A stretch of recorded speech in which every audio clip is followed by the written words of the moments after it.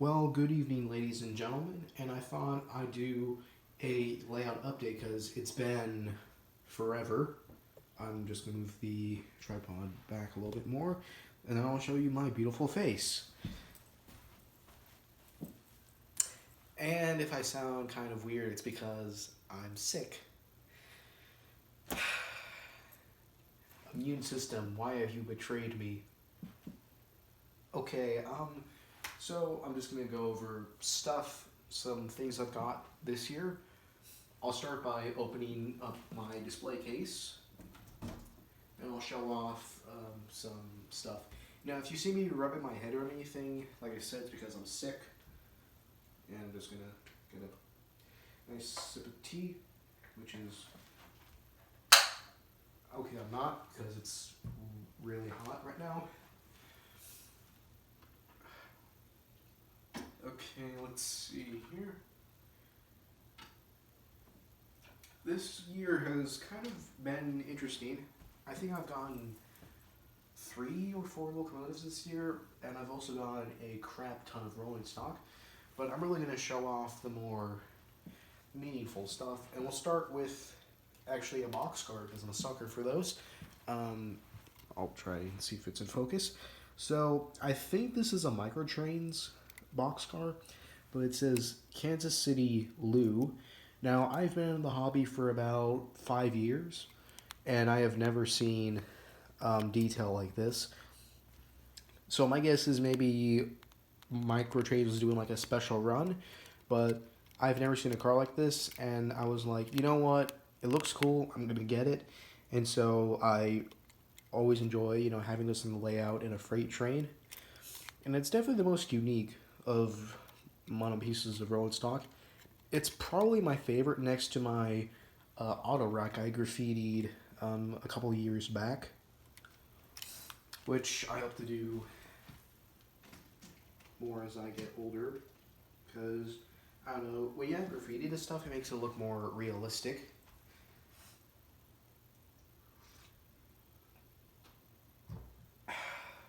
Now we're going to get into locomotives. So first up, we have a Rio Grande GP35, and the orange is a lot brighter than what my iPhone 7 is picking up, but I don't know. It runs great, but it's a little bit whiny when it runs. But like I said, it's a great locomotive, and I actually got it for a trade. I traded an Atlas SD40 in Western Maryland paint for that. This is probably my favorite of the year. This was a surprise from my mom when we got back to the hotel. She actually got this for me, and I was very flattered. And you may think this is Kato, but this is actually Bachmann, which just blows my mind because it just looks really really good. I mean, now I have a Bachmann diesel. This is probably one of my older ones. This is a GP50, and it's good, but it doesn't quite feel as quality. Good runner, just not crazy about it. This one is amazing. I swear, if it wasn't for the couplers, I would think this was a Kato. And you can actually get these at Trainwell. I think they run about $55. But for $55 for a Bachmann that runs really good, sorry, what the heck?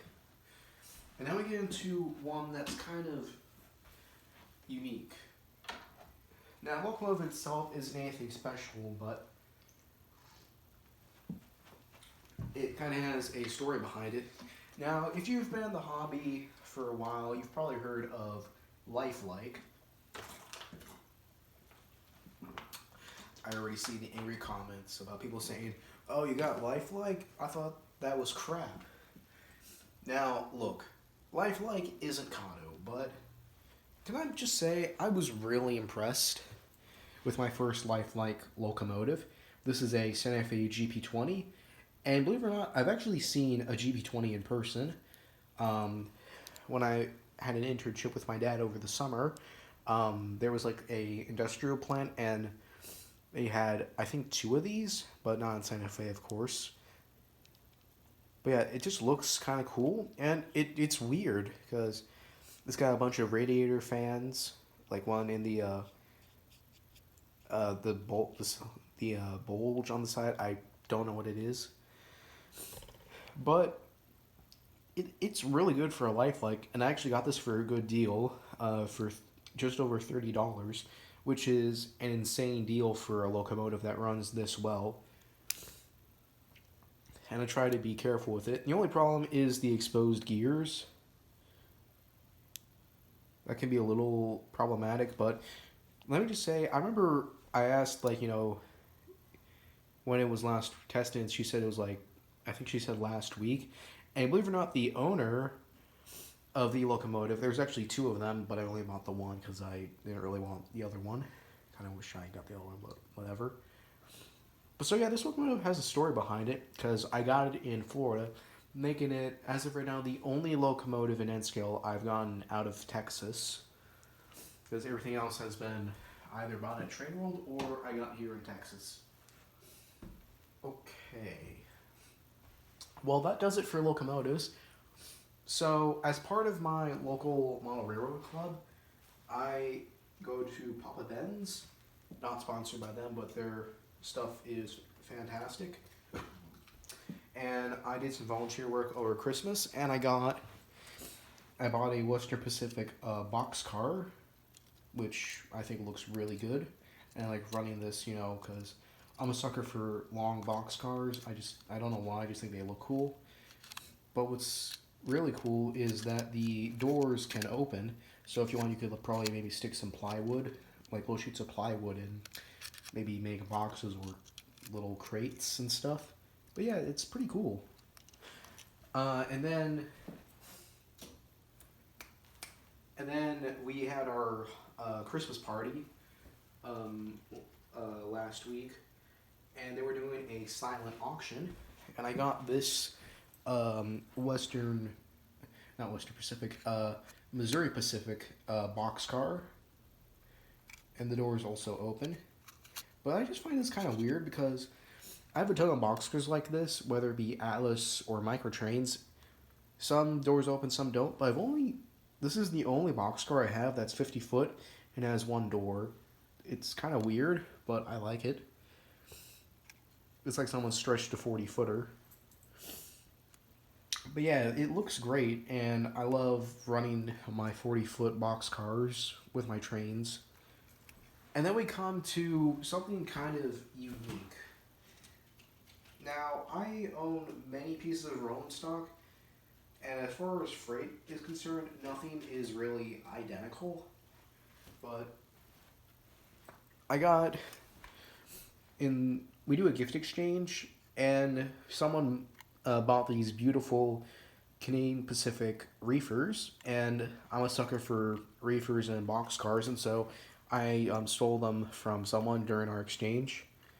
How our exchange works is a gift can be stolen twice, and then when a third person gets it, it's theirs, but they're really nice to look at, and they're fun to run. So if I ever can, maybe I'll try and find more of these, because they look really nice, they're shiny. And while I'd love to show every piece of rolling stock I have, the video will be like 12 hours long. But I will show you some more things. So going back a few months, I went to a train show in New Braunfels, and I picked up some buildings. I'm just going to zoom in. And the little building right behind the breakdown train,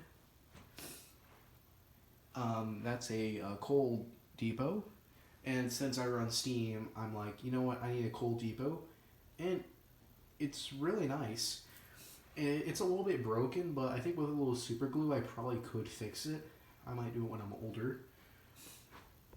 And then behind that red bag is a church. And, I just thought it looked nice, and I want to try to even though this layout isn't really permanent, It's more for just, well, fun.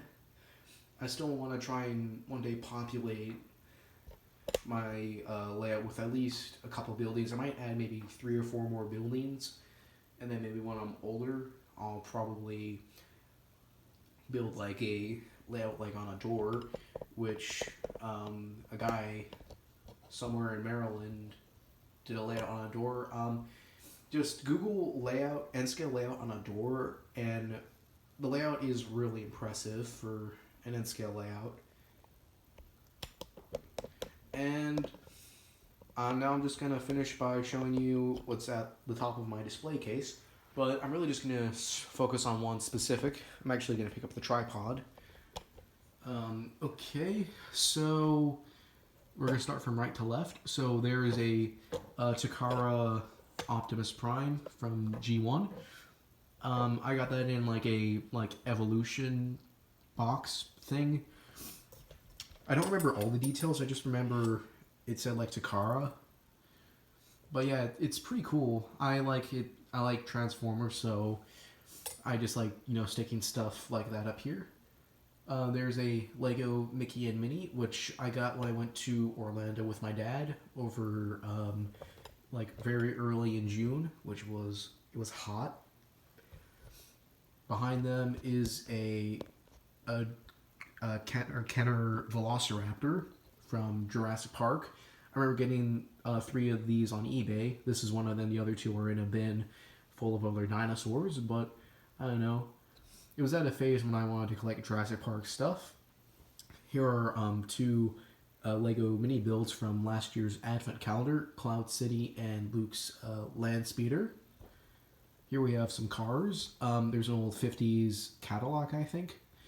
And then we have a Jurassic Park Jeep and the Jurassic Park car, which is, from when the scene with the T-Rex breaking out, and then Lex and Tim are like freaking out, and Alan Grant gets the torch out. Look, yeah, if you haven't seen Jurassic Park, what do you do with your life?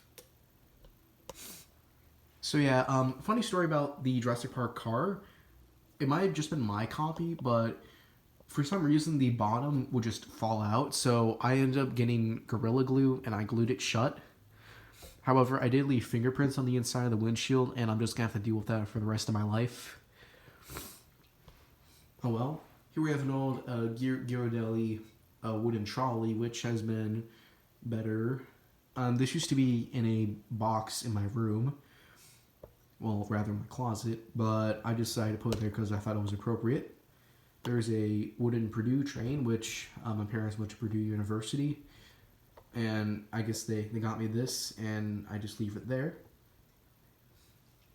Here is a old pullback diesel locomotive, New York Central, because I was in New York. And the pullback motor still works, actually. I demonstrate, but I don't want to break anything or anything with that, or have it like run off the table. But yeah, that thing has been to probably...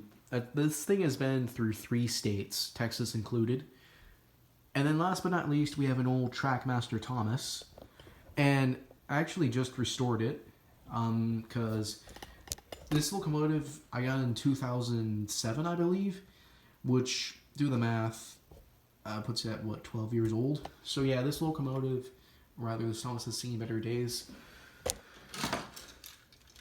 And it may look brand new, but this has been through a lot.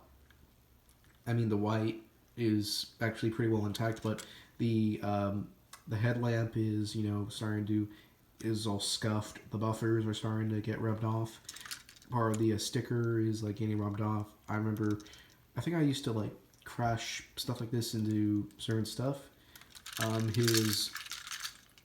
The tether wire is starting to get very yellowed. Here's the battery compartment, which I'm not going to remove because I don't want to lose anything. So, and then the back half is very well worn, but I played with this thing a lot because, well, it's Thomas. And I'm actually, sadly, I think I'm actually going to part with all of my Trackmaster except for when I'm holding it in my hand because, well, I have N-scale and I'm like too old for Trackmaster. Oh, and one more thing, I thought I'd just put this in anyway. Bachmann is going to be making like standard gauge Thomas and N scale. So they've already done narrow gauge. Oh no, I just knocked down the switch tower. But Bachmann is gonna do Thomas and Percy and N scale. So for those of you who can't afford the Tomix Thomas, which is like 20 years old, I guess you're in luck. Now my guess is probably late next year, maybe most likely early 2021. I just want to be able to see this. My guess is it's probably going to be like $80, which is a fortune, but if it works, I'm going to get it. So, sorry for, well, sounding sick throughout this whole thing. My immune system, like I said, betrayed me.